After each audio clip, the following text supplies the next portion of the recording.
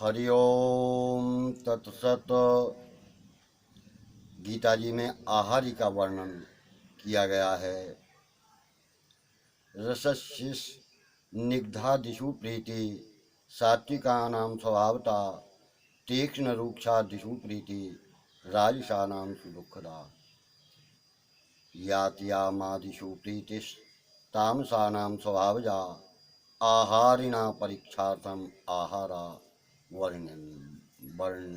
वर्णितास्तता। मनुष्यों की स्वाभाविक वृत्ति स्थिति जैसी होती है उसी प्रकार से भाव बनता है। उसके बनने में कई कारण होते हैं, उनमें आहार भी एक प्रमुख कारण है। जैसा कि कहते हैं कि जैसा खाएंगे अन्न वैसा बनेगा मन, जैसा करेंगे संग वैसा बनेगा मन। संस्कार बचपन से ही जन्म से ही प्राप्त होने लगते हैं, बल्कि संस्कार तो गर्भाधान से ही जमना प्रारंभ हो जाता है। अब वो मनुष्य जन्म लेता है, जन्म से ही वह जो देखता है बड़ा होता है, जैसा वातावरण उसे मिलता है, जैसा घर में देखता है, जैसा बच्चों के साथ खेलने में देखता है, जैसा उसे पाठशाला में स्कूल आदि में वातावरण मिलता है, उसी प्रकार के संस्कार उसमें स्थायी रूप से जम जाते हैं। और जो संस्कार बचपन से जम जाते हैं उनको छोड़ पाना बहुत कठिन हो जाता है। गीता जी में आहार का भी प्रमुख रूप से वर्णन किया है। जैसे कि सत्व रज तम तीन प्रवृत्तियां होती हैं। जो सत्ववृत्ति प्रधान मनुष्य होते हैं उनकी तामस और राजस वृत्तियां होती हैं, लेकिन सत्व से कम होती हैं। अतः कभी कभी उनका मन तामस आहार की ओर भी खिंचने लगता है, कभी कभी राजस राजसी भोजन के लिए भी उनकी इच्छा होने लगती है। इसी प्रकार से जिनकी राजसी वृत्ति प्रधान होती है उनकी वृत्ति उनकी इच्छा कभी सात्विक भोजन की ओर होती है, कभी तामसी भोजन के लिए होती है। इसी प्रकार जो तामस प्रवृत्ति वाले हैं प्रधानतः वह तामस भोजन को ही पसंद करते हैं और कभी कभी राजसी और सात्विकी वृत्ति की भी इच्छा हो जाती है। कभी कभी मजबूर होकर के स्वास्थ्य को सही रखने के लिए भी उस हिसाब का आहार लेना आवश्यक होता है। विस्तार न बढ़ने के कारण संक्षेप में उतना ही उदाहरण दिए देता हूँ। जैसा कि गीता जी के 7वें अध्याय के 8वें 10वें श्लोक में यहाँ भी आहार का भगवान श्री कृष्ण ने वर्णन किया है। यहाँ पर भगवान ने आहारी का संकेत देते हुए किया है। जैसे कि नियत आहारा 4थे अध्याय के 30वें श्लोक में नियमित आहार करने वाले का बताया है। नात्यस न तत्तु योगास्ति न चैकांत मनस नतः। 6वें अध्याय के 16वें श्लोक में अधिक खाने वाले और बिल्कुल न खाने वाले के विषय में कहा है। युक्ताहार विहारस्य 6वें अध्याय के 7वें श्लोक में नियमित खाने वाले का यदस्नासन। 9वें अध्याय के 27वें श्लोक में भोजन पदार्थ को भगवान के अर्पण करने वाले और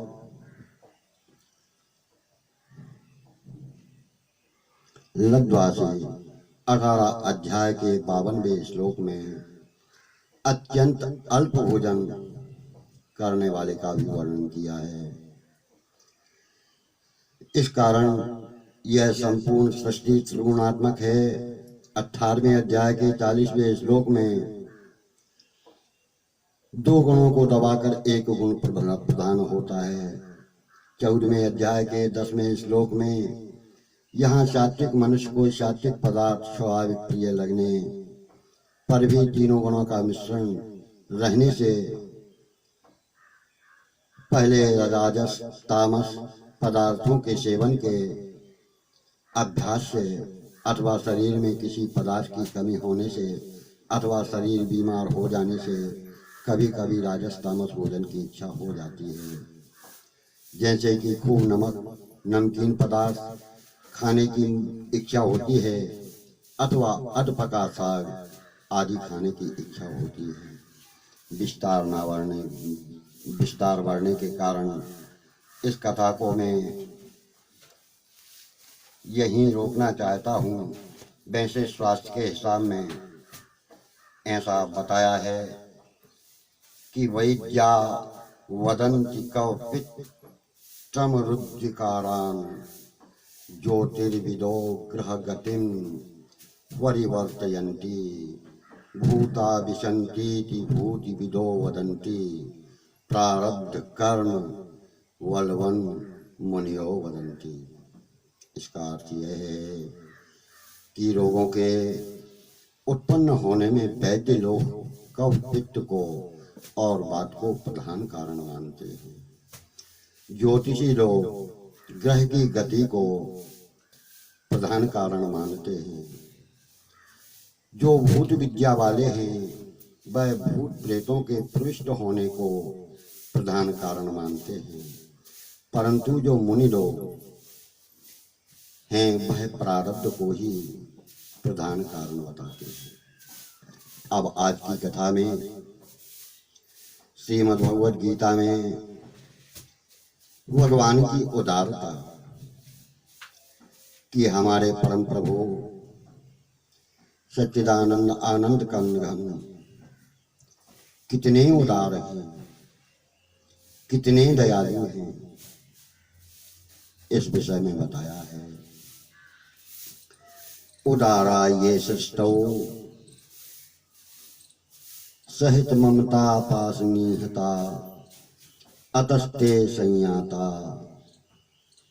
जन्म मरण दुखेषु सतता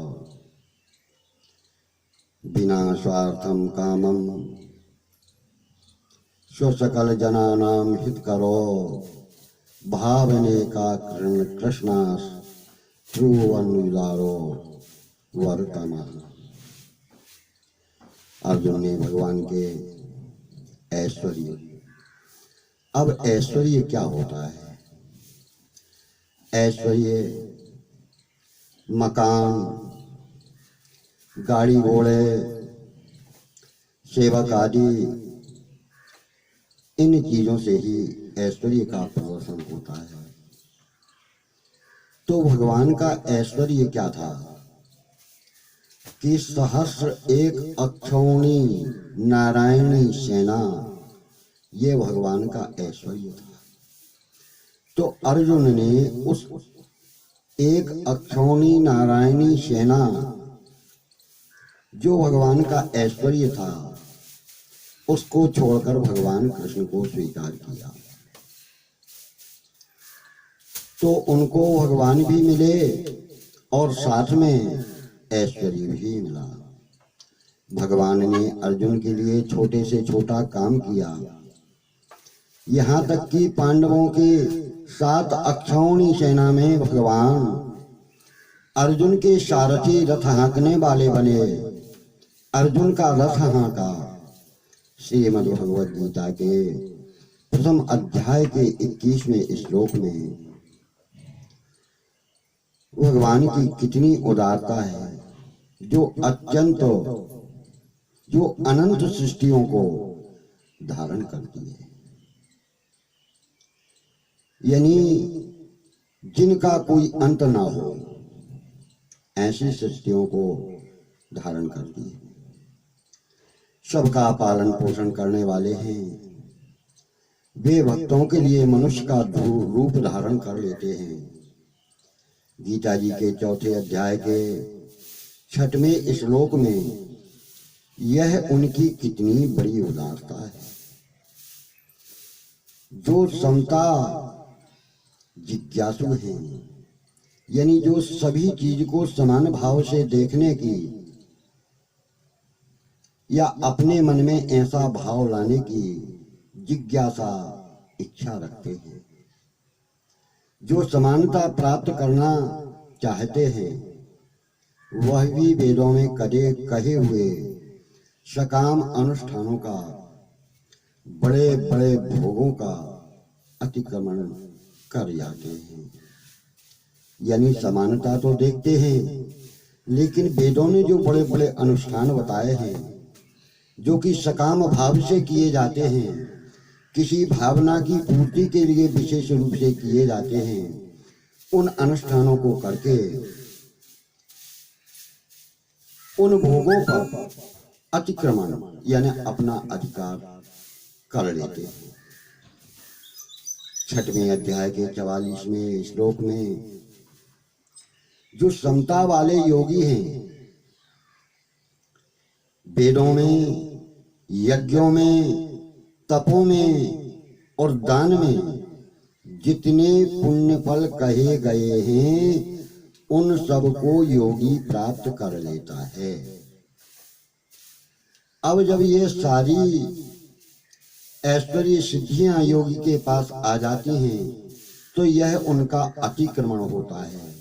जबकि योगी का ऐसा भाव नहीं होता कि उसे सिद्धि प्राप्त हो, क्योंकि योगी तो केवल उस परम पिता परमात्मा को ही प्राप्त करने का भाव प्रधानता से रखता है। लेकिन भगवान कितने दयालु हैं, कितने उदार हैं कि ना चाहते हुए भी भगवान सारी सिद्धियां उस योगी को दे देते हैं।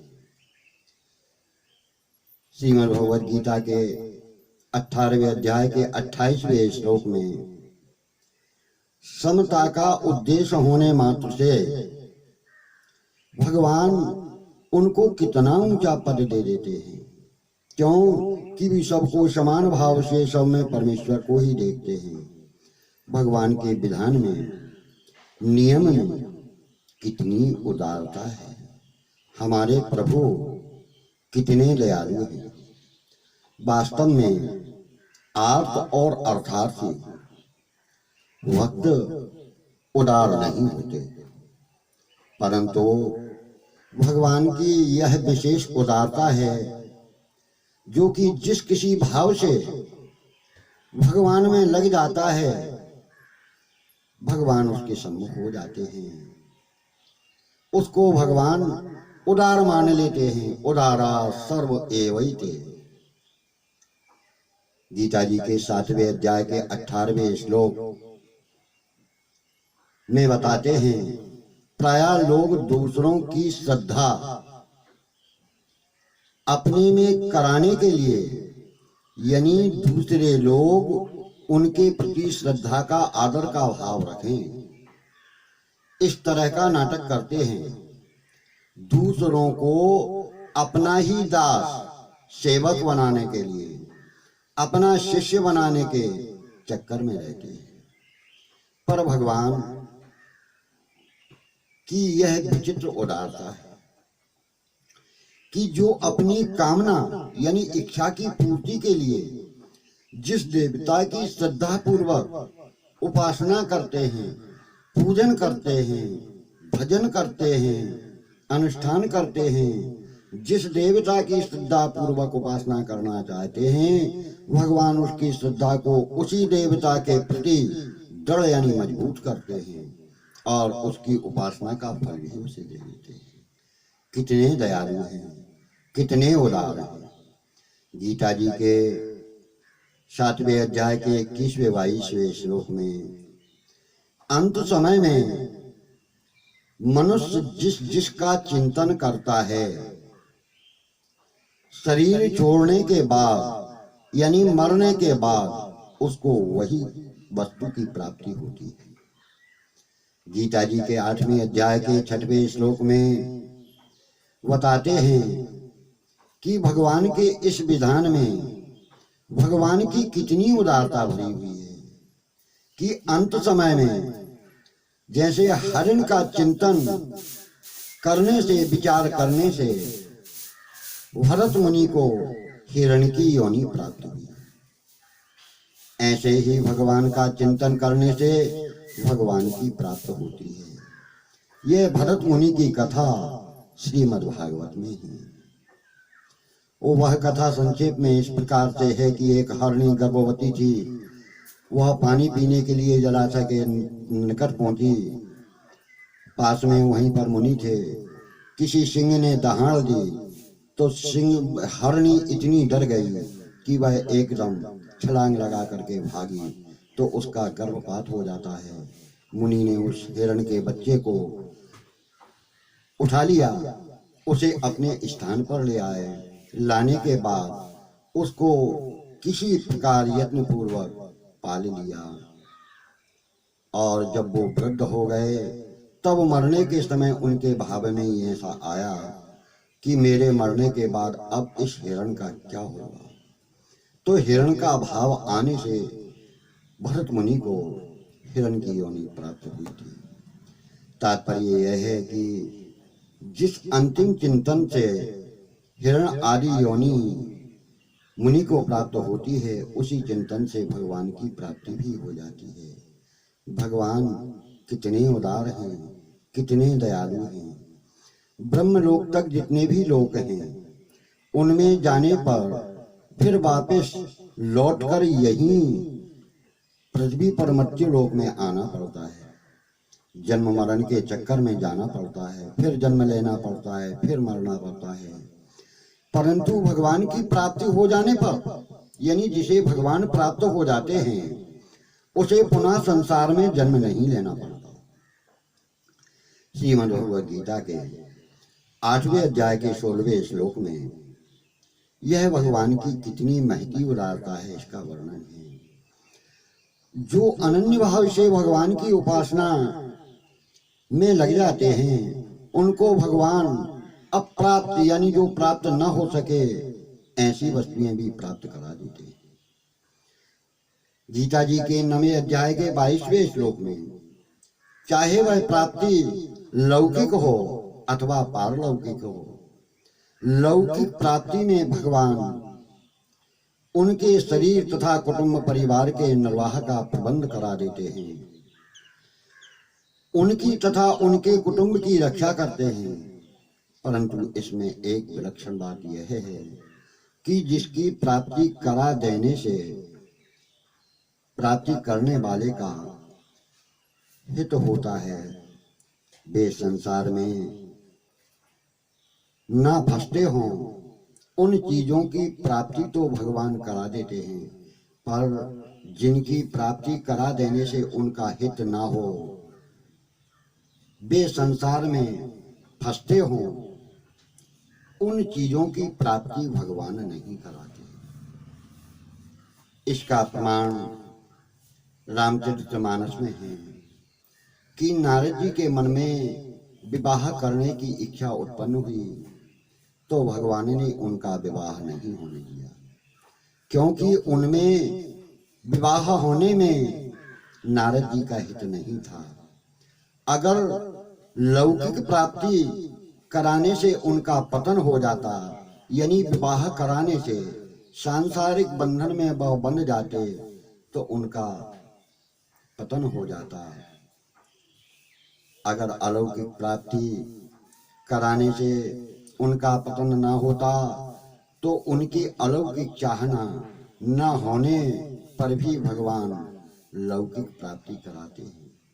जैसे कि ध्रुव जी पहले सकाम भाव से भगवान की उपासना करते हैं, और उपासना से उनके मन का सकाम भाव मिट जाता है, यानी राज्य की इच्छा से उन्होंने तपस्या की थी, लेकिन तपस्या करने के बाद उनका वह सकाम भाव नष्ट हो गया, राज्य की इच्छा मिट गई। फिर भी भगवान ने उनको 36,000 वर्ष के लिए राज्य दे दिया तथा ध्रुवलोक में उन्हें स्थापित कर दिया। तात्पर्य यह है कि उनको अलौकिक पारलौकिक वस्तु तो भगवान देते ही हैं, परलौकिक चीज से उनका भला होता हो तो लौकिक वस्तु भी भगवान उसको दे देते। जो भक्त भक्ति भाव से पत्र पुष्प फल जल आदि को भगवान के लिए अर्पण करते हैं उसको भगवान ग्रहण करते हैं। यह विचार नहीं करते कि यह फल है या फूल है या पत्ता है। गीता जी के 9वें अध्याय के 26वें श्लोक में उदार भाव के कारण भगवान भक्त के भाव में कितने बह जाते हैं। इतना ही नहीं, भक्तों के भाव में बहकर भगवान स्वयं बिक भी जाते हैं। तुलसी दल मात्रेण जलस्य चुरुकेन वा विक्रीणीते स्वात्मानं भक्तेभ्यो भक्तवत्सलः। यह भगवान की उदारता की सीमा नहीं है। भगवान कितने उदार हैं। संसार के पद अधिकार आदि सबको समान रूप से नहीं मिलते। कोई भी पद है तो वह भी योग्यता के अनुसार मिलता है। कोई सा भी अधिकार है तो वह भी योग्यता के अनुसार मिलता है। इसमें समानता नहीं होती। योग्यता आदि ही प्रधान होती है। लेकिन हमारे भगवान जो कि सारे संसार में तीनों लोकों में सबसे प्रधान और अमूल्य भगवान की प्राप्ति है, वह प्राप्ति भी भगवान करा देते हैं। भगवान स्वयं उसे प्राप्त हो जाते हैं, उसे दर्शन दे देते हैं। और उसकी उदारता की सीमा भी नहीं है। भगवान ने ऐसा नहीं किया कि पद के लिए योग्यता, अधिकार के लिए योग्यता, तो भगवान ऐसा नहीं करते। भगवान ने पापी से पापी, दुराचारी से दुराचारी मनुष्य को भी भगवान का भजन करने का अधिकार दिया है। पापी से पापी और दुराचारी से दुराचारी भी भगवान का भजन कर सकता है, भगवान को अपना मान सकता है, भगवान की तरफ चल सकता है, भगवान को प्राप्त कर सकता है। गीता जी के 9वें अध्याय के 30वें 31वें श्लोक में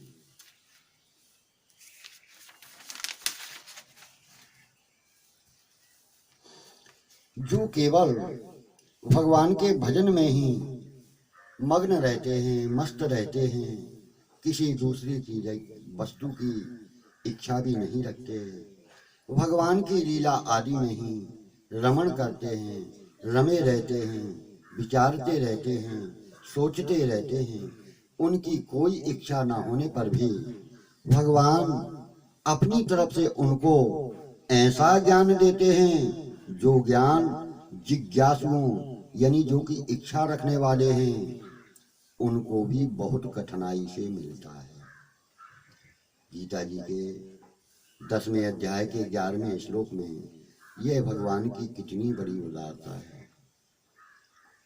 हरि ओम तत्सत।